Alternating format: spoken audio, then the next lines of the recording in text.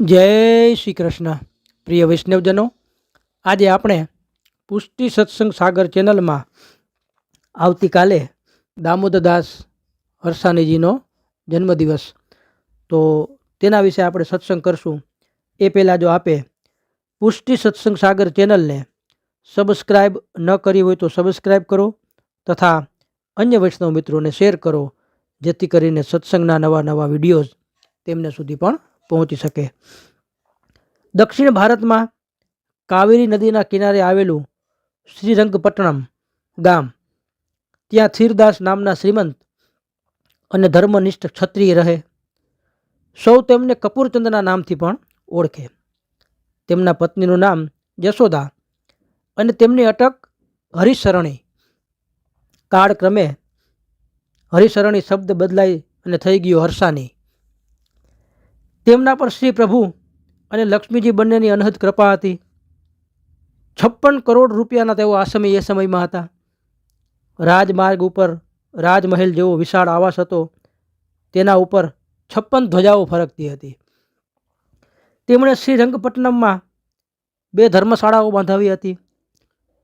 ધર્મશાળામાં આવનાર યાત્રાઓ અને સાધુ સંતોનો તેઓ ખૂબ જ સારો આદર સત્કાર કરતા, કારણ કે તેમને સાધુ સંતોની સેવામાં, તેમની સાથે સત્સંગ કરવામાં ખૂબ આનંદ આવતો. પ્રૌઢા અવસ્થા સુધી તેમને ત્યાં સંતાન ન હતું. ઉંમર ઢળવા લાગી પણ સંતાન થાય નહીં. એક દિવસ એક મહાપુરુષ તેમને ત્યાં આવી ચડ્યા. થીરદાસે તેમની ખૂબ સેવા કરી. સેવાથી પ્રસન્ન થઈ સંતે આશીર્વાદ આપ્યા કે થીરદાસ, તમને એક નહીં પણ 4 પુત્રો થશે. તેમાંય તમારો ચોથો પુત્ર તો મહાન હરિભક્ત થશે. તે તમારી 71 પેઢી તારી દેશે. સંતના આશીર્વાદ મળ્યા, પરંતુ થીરદાસ હવે વૃદ્ધ થવા આવ્યા. હવે પુત્ર થવાની આશા ક્યાંથી હોય એ ઉંમરે તો. પણ હરિભક્તો હરિસમાન શક્તિવાળા હોય છે, એનું વચન અફળ જાય નહીં. તેઓ ભગવાનની જેમ ન કરવા જેવું પણ કરી શકે. વૃદ્ધાવસ્થામાં થીરદાસને ત્યાં પહેલા પુત્રનો જન્મ થયો. તેનું નામ ચતુર્દાસ પાડ્યું. 1 વર્ષ પછી બીજા પુત્રનો જન્મ થયો. તેનું નામ ભગવાનદાસ પાડ્યું. થોડા વર્ષ બાદ ત્રીજા પુત્રનો જન્મ થયો.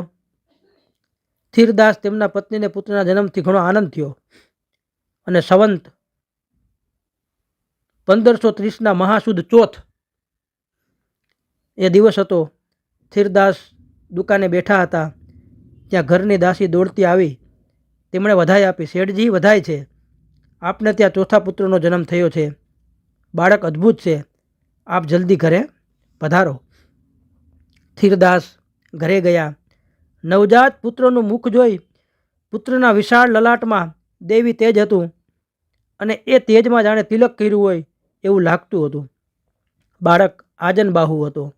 આજનબાહુ એટલે કે તેના બંને હાથ ઢીંચણ સુધી પહોંચે તેવા લાંબા હતા. તેનું અંગ સુવર્ણ રંગી હતું. મસ્તકે લાંબા કેસ હતા. બાળક પ્રસન્ન વદન હતું. થીરદાસે તરત જ જ્યોતિષોને બોલાવ્યા અને જ્યોતિષીઓએ કુંડળી મૂકી અને ગ્રહોનું ગણિત માંડ્યું. શેઠજીને કહ્યું, શેઠજી, ઉત્તમ નક્ષત્રમાં આપને ત્યાં આ પુત્ર રત્નનો જન્મ થયો છે. આ પુત્ર ગુણવાન અને બુદ્ધિવાન બનશે. તે સંસારનો રાગી નહીં હોય પણ ભગવાનનો અનુરાગી, મહાન ભગવત ભક્ત બનશે. અઢળક સંપત્તિમાં જન્મ્યો હોવા છતાં પૂર્ણ વૈરાગી રહેશે. બાલ્ય અવસ્થામાં ઘર છોડીને ચાલ્યો જશે, પણ તેનાથી તમારા સૌ પૂર્વજોનો સાથે સાથે બીજા અનેક જીવોનો ઉદ્ધાર થશે.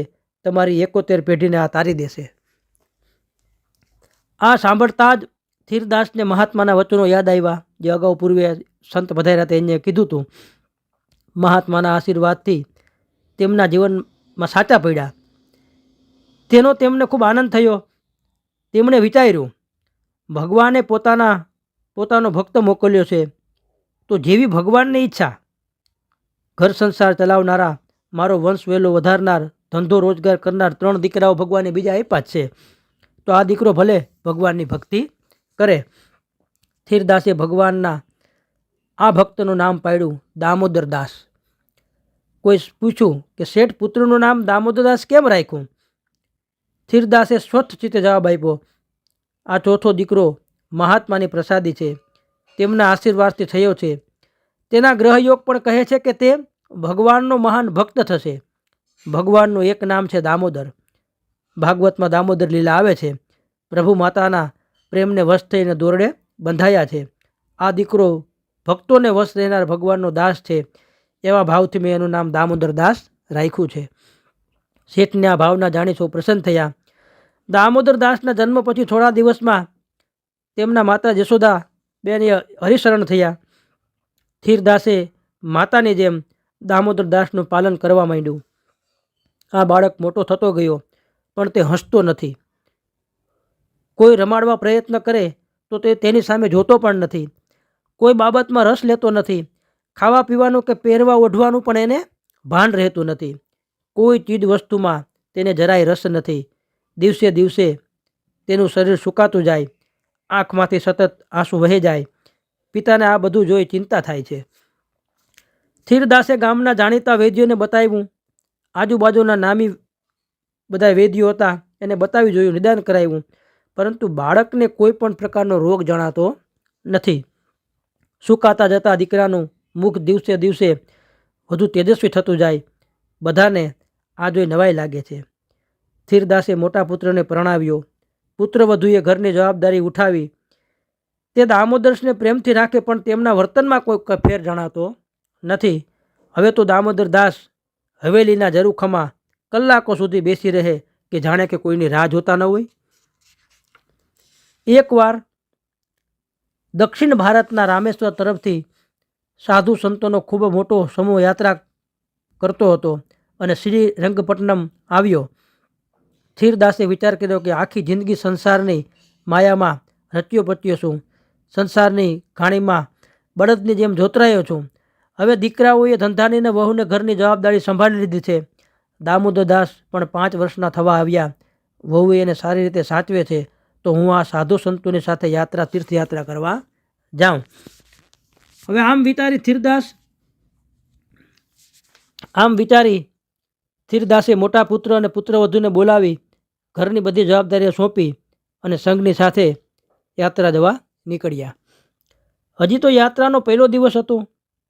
રાત પડતા એક જગ્યાએ સંઘે મુકામ કર્યો. થીરદાસ રાત્રે સૂઈ ગયા હતા. સ્વપ્નમાં તેમને ભગવાનના દર્શન થયા અને ભગવાને આજ્ઞા કરી કે થીરદાસ, મેં તને એક અલૌકિક ભેટ આપી છે. મહારાજ, આપ કઈ ભેટની વાત કરો છો? થીરદાસે ભગવાનને પૂછ્યું. થીરદાસ, તારો ચોથો પુત્ર દામોદર દાસ એ મારી તને અલૌકિક ભેટ છે. મારે માટે તે જ જન્મ્યો છે. તું ઘેરે પાછો જા અને દામોદર દાસને સાથે લઈ અને સીધો ચંપારણ્ય જજે. મધ્યપ્રદેશમાં આવેલ ચંપારણ્યમાં હું પ્રગટ થઈશ. તું ત્યાં આવી જજે. એના લીધા વિના યાત્રામાં જઈશ તો તારી યાત્રા સફળ થશે નહીં. થીરદાસ નિંદરમાં હતા. સ્વપ્ન હતું. જાગી ગયા. સ્વપ્નની વાત યાદ કરી સવાર પડતા જ પાછા શ્રીરંગપટ્ટનમમાં આવ્યા. ઘેર પહોંચીને જોયું તો દામોદર દાસ રડતા હતા. થીરદાસે આ જોઈ પુત્રવધુને પૂછ્યું કે શું થયું છે? દામોદર દાસ કેમ રડે છે? પુત્રવધુ કહે કે પિતાજી, તમે ઘેર પાછા આવ્યા તે ઘણું સારું કર્યું. તમે ગયા ત્યારથી આ દામોદર દાસ રડ્યા કરે છે. ઘણા ઉપાય કર્યા પણ શાંત થતા નથી. તમે હવે જ્યાં જાઓ ત્યાં એમને સાથે લઈ જાજો. એ તમારા વિના રહી શકતા નથી. થીરદાસ દામોદર દાસને પાછા સાથે લઈને યાત્રાએ નીકળ્યા. ઝડપથી મુસાફરી આગળ કરી વધી ગયેલા સંઘ સાથે તેઓ જોડાઈ ગયા. ભગવદ આજ્ઞા પ્રમાણે ચંપારણ્ય પહોંચ્યા. સંવંત 1535ના ચૈત્રવદ 11નો દિવસ હતો. શ્રી વલ્લભનું પ્રાગટ્ય થયું હતું. તેનો અલૌકિક મહોત્સવ ઉજવાઈ રહ્યો હતો. 5 વર્ષના દામોદર દાસે પિતાની સાથે શ્રી વલ્લભના દર્શન કર્યા. તેમનું રોમ રોમ પ્રસન્ન થઈ ઉઠ્યું. થીરદાસ લક્ષ્મણ ભટ્ટજી જે મહાપ્રભુજીના પિતાશ્રી તેનાથી પ્રભાવિત થયા. તેમના સેવક થયા. યાત્રા પૂર્ણ કરી પાછા બંને જણ પોતાના ઘેરે આવ્યા. થોડા વર્ષો પછી દક્ષિણમાં મોગલોનો ઉપદ્રવ શરૂ થતાં થીરદાસ શ્રીરંગપટ્ટનમ છોડી અને હાલના મધ્યપ્રદેશમાં આવેલા વર્ધા નામના શહેરમાં કુટુંબ સાથે આવીને વસી ગયા. આ વર્ધા શહેર હાલ નાગપુર પાસે આવેલું છે. તે સમયે એ શહેર વૃદ્ધનગર કહેવાતું. ત્યાં આવીને તેમણે પોતાનો કાપડનો વ્યવસાય શરૂ કર્યો. સંવંત 1545માં થીરદાસ પણ હરિશરણ થયા. હવે દામોદરદાસની ઉંમર 15 વર્ષની થઈ. જે મહાપ્રભુજીની પ્રાગટ્ય છે તે 5 વર્ષના હતા. બાળપણથી હજુ સુધી તેનો સંસારથી અલિપ્ત છે. ક્યારેય હસતા નથી, રમતા નથી. એક જગ્યાએ ચૂપચાપ બેસી રહે. મોટે ભાગે ઘરના ઝરૂખામાં જ બેઠા બેઠા જાણે કોઈની વાટ જોયા કરે છે. ઘરના સ્વજનો ભોજન આપે તો ચૂપચાપ ભોજન કરી લે, ન આપે તો કોઈ પણ પરવા નહીં. મીચેલી આંખે વિચારમગ્ન અવસ્થામાં પોતાના પ્રાણપેસ્ટના પધારવાની રાહ જોયા કરે છે. ભૂતલ ઉપર જન્મ લીધો છતાં તેમને ગોલોકધામના પોતાના સ્વરૂપની યાદ ભૂલાઈ નથી. વલ્લભનું સ્મરણ મનમાં સતત ચાલુ છે. ધીરજ રાખીને વલ્લભના પધારવાની કે જાણે રાહ જોઈ રહ્યા હોય એમ તેઓ નિત્ય ઝરૂખામાં બેસતા.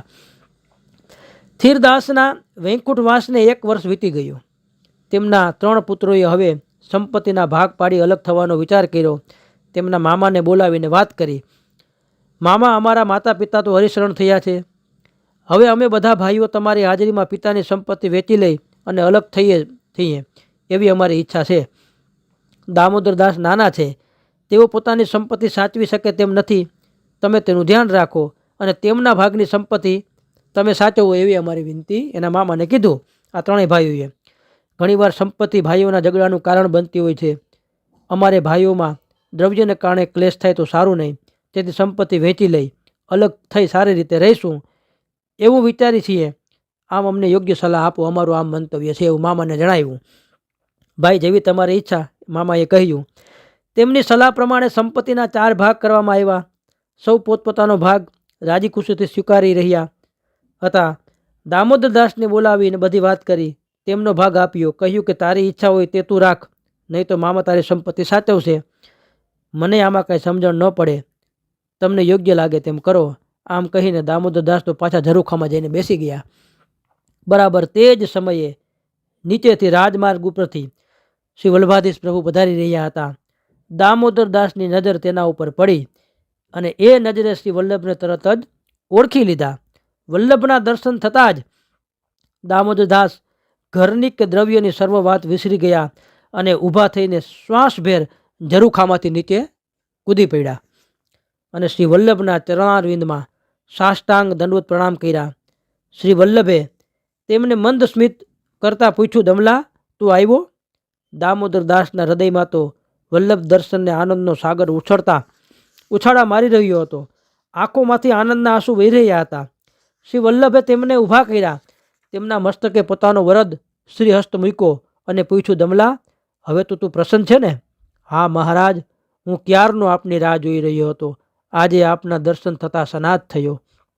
દામોદરદાસે 2 હાથ જોડીને કહ્યું, 15 વર્ષ જેમની પ્રતીક્ષા કરતા વિતાવ્યા હતા એ અલૌકિક સ્વરૂપના દર્શન થતાં હવે તેમનું રોમ રોમ પ્રસન્નતા અનુભવી રહ્યું હતું. કૃપાનાથ, હવે સદાય મને આપના ચરણમાં રાખો. આપના સિવાય મારું બીજું કોઈ નહીં. દામોદરદાસે વિનંતી કરી, દમલા, આ તારા ભાઈઓની રજા તો લઈ આવ. મારે કોઈની રજા લેવાની જરૂર નથી. કેવળ આપ જ મારા છો અને હું આપનો છું. તો ભલે ચાલ અમારી સાથે. શ્રી મહાપ્રભુજી પ્રસન્નતાથી એને આજ્ઞા આપી. ત્યારથી દામોદરદાસ શ્રી આચાર્ય ચરણ ભેગા ને ભેગા જ હતા. હવે આ દામોદરદાસનું અલૌકિક સ્વરૂપ છે અને તે લલિતાજીનું પ્રાગટ્ય છે અને ત્યાં સઘળી રહસ્ય લીલા શ્રી સ્વામિનીજીની આજ્ઞાકારી જેમ લલિતાજીએ તે પ્રકારે અહીં પણ શ્રી આચાર્યજીની આજ્ઞાકારીણી લલિતા રૂપ દામોદરદાસજી છે, જે જન્મથી જ બાળ બ્રહ્મચારી અને સખી રૂપ હોય. ગ્રહાસ્થ સમને પણ તેઓ જાણ્યા નથી. તો આવતીકાલે આ રીતે મહાસુદ ચોથ દામોદરદાસનો જન્મદિવસ છે. તો આવા પરમ ભગવદીય શ્રી મહાપ્રભુજીના એવા સેવકને આપણે એવા પ્રભુને કાંઈક પણ વિનિયોગ કરાવી અને આવો ઉત્સવ ઉજવીએ. તો શ્રી વલ્લભાધીશ કી જય.